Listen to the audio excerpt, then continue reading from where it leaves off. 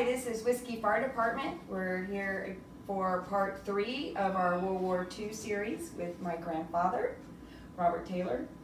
I think last week we left off, we were talking about you on the ship, you know, your different tours out on the boats. So I want to ask you a question. I thought it was a neat one I found on the internet. How did you hear about the bombing of Hiroshima, and where were you? Hiroshima. When they bombed it.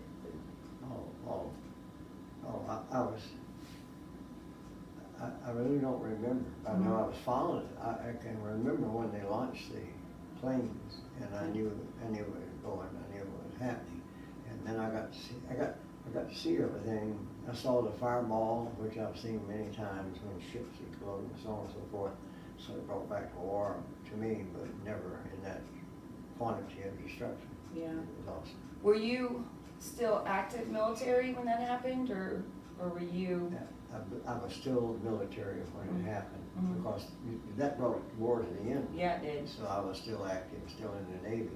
And it happened, in December or January, first of the year. So I got out, the war ended at the first of the month, and it took them a few, they started mustering us out, anybody wanted to go quickly. Yeah. Started the first year. What was it like right after you got home? Yeah, from and the war? I had to make a decision too. I'd already had almost 4 years in, and I only had 16 more years to go to retire. But I come out because I got tired of the regulations and tired of this saluting. And I just figured I'd come on out of that, get out of that, and come on home. You didn't like saluting people. You probably some people Yeah, you probably didn't respect. just had I enough understand that. I just had enough of military. Yeah, 4 years is a long time, and you're doing military at wartime. Most people in the military have never done it No. during wartime. You know, a lot of people signed up. And believe me, it was a different scenario. You could get promoted quicker, and also the rules wasn't as rigid, so you got by with a lot too. And Do they ever just like on a battlefield go, you're promoted to sergeant, because the other one just died? Does that ever happen? No. You had to work for your promotion. And at first I didn't want to get promoted, but then I saw that the ranks, more ranking you got, the easier life was in the military. And I don't know if it's like how it is in the fire department. You know, when I got on, I didn't know if I wanted, I mean, I love being a firefighter. I was like, I don't want to be a lieutenant or a captain. I want to have the fun. And then you start, you know, doing it, and then people that you don't really respect that are firefighters with you start getting promoted, and you're like, well, I don't want that person, that jackass, to be a leader over me. So I better start studying. And that played into it very seriously in us, because you know, when you're just a seaman, you're happy, no responsibility. Yeah. When you get promoted, they take a different view of you, and the officers take a different view, and the crew take a different view. Absolutely. Yeah, I mean, I see that on the fire department. Once you, and having that transition, I know it was hard for me going from, we call it the blue shirt to the white shirt, because now it's like, oh, I got to be the adult here. I got to make the decisions, the bad, you know, the hard decisions. And they look at you differently when you do that. I enjoyed the authority, Yeah. but it took responsibility too. You guy get pissed off at you, you think you're gonna kick your butt when you go ashore, and so on and so forth, and prepared for that too. Yeah. It was all ready and all talk, but I went ahead and decided to move up, because I wanted to quit being a peon and all the responsibility of it, and I enjoyed it very much, and I did quickly. And I just took a few tests, studied, took a few shifts, and my own commander promoted me. So right on the second cruise, I got to be a boatswain mate rank, coxswain, and then on up to boatswain mate. And I enjoyed the rank very much. Well, good. Yeah. Well, and I'm sure you were really good at it too. Just one more question about, you know, the bomb that we did in Japan. Did you think, was everyone at that time, do you think we were justified using that bomb at that time? I was late coming. Should have got it. It would have never stopped the Japanese if they had to get it, because they were radicalized, and it would have never stopped.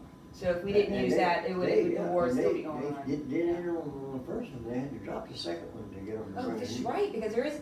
They had to bring it. So that's why they did second. They still didn't And stop. threatened them with the third one. Wow. And it just, man, It just annihilated everything. Yeah, I And know. They finally realized that they had to do it. You know, it's funny is that, cause I've been doing a lot of research on the history of back then, and I've always was interested in it, but now with this new generation, you know, you hear people, you know, that don't understand World War II and what was going on, they're like, well, was it something that we should have done? Well, I'm like, yes, you didn't live back there at the times and what was going on. That was the only way this war was gonna end. Since I'm sitting here listening and talking to you too, the Japanese had us whipped. They hadn't stopped. They made a decision to go back and regroup. If it just kept coming right on the United States, we would have been Japanese by now. Yeah. There was nothing to stop them. You're hearing it here, because they don't talk about that. I mean, they might in the history class, but I don't remember it, but it was a long time ago. So basically, we could have all been Japanese here in America if we didn't drop that bomb. And the guy that was in Think charge, about that one. the guy was in charge, Yeah. the admiral, who was in charge. Mm. And then when it didn't go on, he said, well, all we did was just to rise a sleeping giant. We had us whipped. It went on in and took over the United States. They had it whipped, but they backed off and let us recuperate. They let us back on, let us develop the Liberty ships. It's just crazy. It's crazy. Yeah. Our country was in poverty when the war started. We were in poverty, but they had to. That was like the Great Depression, right? Yeah, It was. So the need for supplies worldwide brought us out of the Depression, and we're still enjoying the luxury of that war. Because of the production. Yes, you're right. That was huge. Different factories that came up, and everything was for the war during wartime. But then all those factories turned to money making refrigerator stoves, and it was so set up to produce ammunition tanks and planes. It took months and months and months to get back on refrigerator lines and washing machines. So after war, did your lifestyle, did you see it change because of coming out of the Depression? Did you start seeing a lot more? Yes. And what we saw was you couldn't buy a stove, you couldn't buy a refrigerator, you couldn't buy nothing. Then, not only that, we fell right into the production and of the economy being picked up and manufacturing and everything. So it was really great. And another thing too, I didn't finish high school, so my GI Bill of Rights not only gave me muster job pay and educated me until I went back and got my high school diploma, which came out to be very, very helpful. Yeah, no, that's awesome. So it did really, whoever survived the war, I mean, everything flourished afterwards. Not only that, my family was in poverty, and I made allotment to my father because I didn't need the money, and it was only $18 a month. I gave him half of it. Yeah, because you still had 10 younger siblings. Yes, he did. He needed it very badly. But when he got on his feet during the war, it picked up his business construction. Picked up, and he got to making money, and he bought me some land, and he gave me my first home. And that was at Jacksonville, or did you go to Auburn? Jacksonville. And Okay. he bought land in Jacksonville Beach. So Okay. I had land in Jacksonville Beach, and he helped me buy a farm too. Then I come out of service, 40-acre farm. So he paid me back real well. Well, that's awesome. All because of the war. Yeah, all because it provided something to do. So what Henry Ford had done just before the war, he went into our Jacksonville, Florida, where we live, and set up an assembly line for Model T Fords. Okay. And they were on, my father all worked, all the men worked at that assembly plant. But then the war come, they changed over to production for military equipment, they lost their jobs. Yeah. So that was a setback too.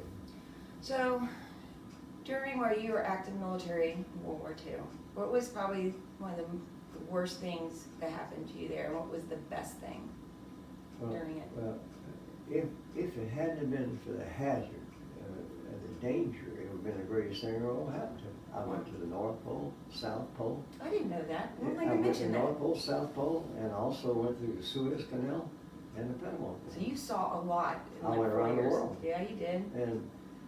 And too, I enjoyed it immensely. And I got into 4 or 5 countries. I got to where I could speak a little bit of Russian. I could speak Spanish. I could speak English. And I found out what everybody ate, so it was very educational to me. Yeah. Extremely educated. What was the North Pole like? North Pole, and you don't see nothing. You just, when you go to the North Pole, first, when you hit the ice field, that's as far as you go. So that's what, this is how we escaped the Germans. I was gonna ask you, what were you doing in the North Pole? Oh, we was trying to get to Russia, and what we do is go to the North Pole, and then go the ice field around to where the port was at Reykjavik, and then we just dropped down and go in port. And then when we left, did the same thing, come back out, and went to the ice fields and followed them around to get into the United States. Bet you saw a lot of cool whales, huh? I saw a lot of whales, a lot of things. But the most amazing thing to me was, it was just a little bit of daylight when we passed Iceland going up. And when hardly out of Iceland side, it turned dark. Went into Russia, it's all dark. And then that amazed me as a kid, as a 17-year-old kid, it fascinated me. And then I lived in darkness a long time. Yep. And then we stayed up there long enough to summer come, it was all daylight. Yeah. So, vice versa. Yeah, I always wondered how they, especially way up north Russia, how they survive, which is a child. You know, if you're a little kid, and, you're in darkness all the time. And it's gotta be real depressing. in Russia, well, we're just as far as you get, Murmansk, as far as you can go. There's no agriculture. The only thing there was forest. The only thing you had there shipped out was timber, so on. And there was no concrete, no nothing. The streets were wooden sidewalks and no bridges. In the wintertime, you run across on the ice, and summer come, they catch ferries. Also, all different. But I enjoyed the people. When we got to Russia, there was no men, all women. The men were all fighting. Oh, yeah? The only men we saw was a soldier recuperating. So that was good for us, all women. So did you date any Russian Oh, women? yes. Okay. You're having trouble getting a date. Oh, yeah, I bet not. And then they're hoping that you would, like we said last week, Yeah, marry and you. then that's the first thing that got me. They don't have ladies and men. Everybody uses the same bathroom. Oh, yeah. Yeah. But another thing amazed me too. You don't see nothing from a Russian woman. They got that big heavy jacket on. Yeah. Nothing. So you don't know. You No, don't you know what what you they're got. hiding. Yeah. You don't know what they're hiding. They don't come out of it either. Even when you're in a When you restaurant. no, when you love them, you still have to reach around into the patty. There's no heat. No, So you're yeah. still, yeah. Oh, sorry. You go in. My bad. But we figured that out. I'm sure at 17-year-old, y'all had no problem figuring out how to work around And they that. had been at sea for 2 months. Yeah, no, I can And only they was imagine. just as anxious to see us too as we were them. Yeah, because they have seen no men. And, No. In Yeah. fact, in Australia, like I mentioned earlier, when we pulled in Australia, they had it fenced off, and there must have been 200 or 300 women in the end of that pier, all women waiting for the sailors to go off that ship. And that was the scenario everywhere we went. No men. and you're like, this is kind of a good And- thing. and What did Mary think? Your girlfriend back home? Yeah, I You didn't tell her about Yeah, all you that. don't tell her Didn't that tell her stuff. about Hey, all that, when but- you're in a different zip code, it doesn't count. No. And same thing in South America. More women than anything else. And Well, there was a lot of wars. You had World War I, now World War II. A lot of men. The men were, getting killed. And if it hadn't been for the danger, it'd been Yeah. the greatest thing ever happened to me. Really educational. There was, just what you were talking about. You surviving all those boats that when you were taking supplies to Russia. How it was only a few of y'all that made it back. It's like, thank God.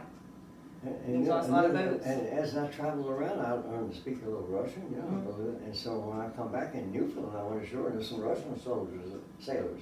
They were ashore, and they had a language barrier. And when I spoke a little Russian, they all congregated me. They wanted an interpreter. Yeah. You're like, okay, I know a few words. Shocked them. Well, that's neat. So, you're saying you went to South Pole also? Why Went south, and we'll go to South Pole. You're out running the Germans. You're It's out all about running the U-boats. Germans. You go right to the ice, and you You know, follow the ice all the way around till you got to where you want, and then you come out. You know what I'm learning in this is that how I thought that once we got in it, that we were just this awesome military, and that we just kind of won it because we were so big. Now I realize, no, it was a total strategic how we won, and I didn't realize the Japanese almost freaking took us over. The Americans didn't have to do any fighting. The British Yeah. and our other countries did the fight. They didn't have any guns. They didn't have any. We furnished them with a supplies, and that's how they. Why did we wait later to get into the war? Roosevelt had to declare war, and he wasn't gonna do it until they seen there was no alternative to Yeah. come out of it. And they found out, Roosevelt found out he couldn't come out. They had the Russian leader and the English leader all met and decided they would go into the World War. Yeah. That they call it. And how long was the war going on before we got into it? It's been going on a long time, 2 or 3. In fact, the fact that Germans had the British beat. They had everybody beat. And Hitler made one, he was stupid. He wouldn't follow advice of his people. He had the English whipped, he had the Russians whipped, and he froze out, and Russia had to stop, froze. But in England, he made a serious mistake by not going and invading. If he would have invaded, we'd have still been under German control. And now, so Japan was with Hitler, right? Yes. What was their purpose of wanting to be with? They want to get in on Ducktail. They want to get in on They say basically wanted to do world power. And they created more problems than they did anything else. Yeah. And stupid problems. And they won the war in the Pacific. They just didn't go ahead and invade. The same thing there. They had the Americans whipped. They sunk every damn aircraft carrier we had. All our ships were sunk. And that was from Even Japan. on Mark single? Day. Yeah. And they had the battleships. They had the carriers. They could come right on and land in the United States, and they didn't. Why didn't they? They didn't think it could. They didn't think it was the right time. It was just poor judgment. Did they know that we had the bomb, or was that was a secret? No, that all come. They call that the When the United States found out What is that that name of it? they were losing that war, that's when they really went after the hydrogen bomb. Yeah. And they developed that the war started. Yeah, that's what I thought. I thought when I remember reading that it was a total top secret, and there's a name for it, the Philadelphia experiments, or something like that. So Hitler would not. He was stupid. He wouldn't follow his commanders. Yeah. Well, that's how a lot of leaders like that, it's their egos get the best of them. And the same thing with the Japanese. That one admiral was controlling everything. Yeah. It wasn't the emperor. And he made a bad judgment by not going and invading the United States. So everyone in America, or did they know that concentration camps were going on, or were they hiding that? No, nobody. I didn't know it. Only people who knew it were the ones that was in it. But Yeah. they didn't have any choice. But No, they didn't. Yeah, I mean, that was sure. the most horrific, I think, And it's ever happened. It was a concentration only to keep them safe and keep them out of harm's way and keep them from doing any harm to us. That was the main reason there. No, I'm talking about the Jewish ones, the ones they were killing them, all the German guys. Germany, how Germany was putting all the Jews in them. Hitler. Yeah, Hitler. But that's Hitler. I'm not talking about us. Or what I'm talking about. Did everyone in America know that Hitler had all those Jews in the concentration camps? Did y'all know that was going on? We knew it. Yeah. We knew it too, because they get letters out here. Everybody knew it. Yeah. And that's the reason they all really went after Hitler. Yeah. And that's the reason they all made a worldly effort to stop it too. And also they knew we didn't want to have an emperor for their commander. So, because the emperor, I don't care how good a heart he was, it was a cruel military leaders that administered all their government, which was horrible in Japan too, and in Germany. Yeah, you don't want a military person to be ahead of your country. No. That's why we have a president or someone that's more of a political civilian. Yes. I love military, they have their place, but they're not supposed to be ahead of a country. I was really impressed with travel, and I enjoyed it very much. I can remember going through the Suez Canal. It was real narrow, and you couldn't pass. So narrow, 2 ships couldn't pass, so it was under 100 feet. They had passing area, but it had places, canal, and the ship Is this pulled up. Panama you're talking about? What canal is this? The canal. Panama? Suez. Suez, where's that? In Arabia, Mediterranean to the Pacific. Oh, okay.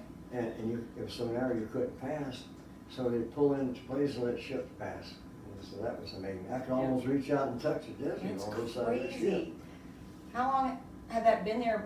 Oh, it's been there forever. Yeah, so they probably were building it not for the ships that were gonna be in the future. And as a kid, the first canal I've seen in Baltimore is on a big lake. And you have to come out and come all the way around Delaware and Webb Sea, and they dug a canal there, and canal's about 25 miles long. See, it was a 200-mile trip going outside and going.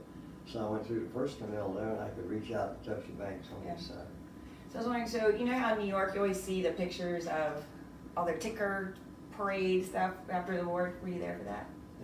Awesome, but they had that just about every night. Really? Times Square. I did not They know that. lighted up like crazy, and all the entertainment was there, all the bars were there, all the women were there. Well, that's where you're gonna be. That's where I was at, too. I don't blame you. Didn't know how to get there, and nobody knew how to travel.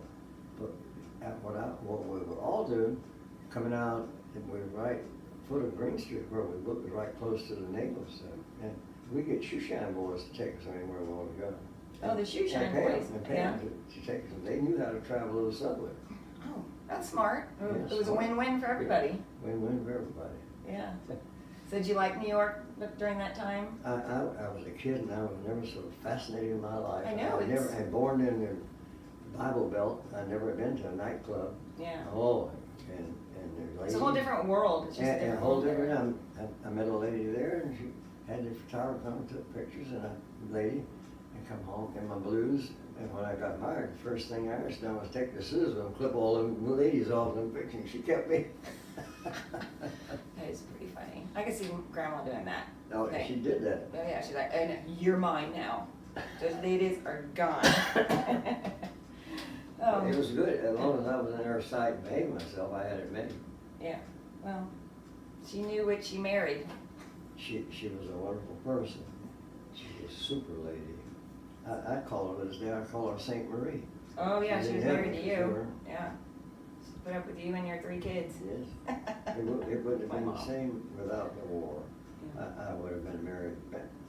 Well, my 4th episode of last week, next week, that's all about you and Grandma and how you met her. So we're not gonna talk about that. That's gonna be, I think that would be a lot of fun. That was very enjoyable. I never missed anything like I had in my life. I missed her. I still miss her. Yeah. I don't know why I'm here on this earth. I thought maybe God had me here to take care of ours. But then she passed. So here I am now, I'm still here. And I found Phyllis very lonely and in trouble. I thought Yeah. maybe it was Phyllis. Here I am alone again. So I really believe God's got another mission for me somewhere. I just Absolutely. want to find out what it is. I think, well, I know one thing is, me being your granddaughter, I mean, just retiring from the job, and I seeing never you thought I'd just be here. still I never thought I'd be here. thriving and that, always need projects. I see you enjoying what you enjoy, and I'm so. Well, and I see you at 93 still living an amazing life and having a good time. I'm healthy And as a horse too. I know, and I it's don't have crazy. I don't have a trace of fat It's- on my body nowhere. no, it's about the healthiest And I've it's- seen you in the past couple of years The too. exercise. It's the exercise, you're eating really well, and you're dancing. Exercise. And it's, it's Exercise. social, right? It's not being around And- people. No, yes, but mostly it's the exercise. Yeah, oh yeah, definitely. And right now, I really don't know why I'm still here. God's got another mission on me somewhere. Maybe it's to I'm teach the prepared to younger go, but I'm generation. prepared to go, but I don't want to go. Yeah. Well, I think it's about teaching the younger generation about World War II, because I think if we don't learn from our past, it could happen again. So if you have people that were there and they explain it, like, no, this is what went on, not what some person who's never there talking about up their ass about something that's not right. I'm simply amazed there was no workforce for ladies till you guys come along. You integrated the fire department. No, there wasn't And me, different but share. there wasn't that many of us. There was very few, and you're right. And everybody this was one nobody wanted to accept it They then. didn't think I should do it, huh? What? They didn't want to accept it then, but now it's accepted. It has to be. Oh, it is, and you know what? There's so many great females on the Great, job yeah, now, absolutely. and Absolutely. this is what I always tell them. Absolutely. I'm like, don't describe yourself as a female firefighter. And I tell my guys too that you're a firefighter, because I don't care if you're a black, white, girl, boy, whatever. As You're long a as job. you do your job and you do it well, and we can trust you on a scene. That's all I care about, and that's how I always looked at it. I didn't describe myself ever, as I'm a female doing a good job. No, I'm a firefighter doing the best I can, and train and do everything I can to be a In good the old firefighter. system, you would have never got able to exploit your talent like you do in this show. I'm impressed with you. That's not a talent I'm learning. Impressed. Yeah, I have You so got much to learn. super I probably need to take a class on audio. But other than that, we're doing good. hey, and I'm getting to do this with you, which is pretty awesome. It's awesome, it sure is awesome. And I know, I'm putting it up on YouTube. I know it'll be there forever. So my grandkids will be able to see it and see you and I with our relationship. I think that's kind of cool. And I congratulate you doing an awesome job. At all my interviews I've ever done, you're as good as anybody's ever done. Damn Maybe straight. even a little better.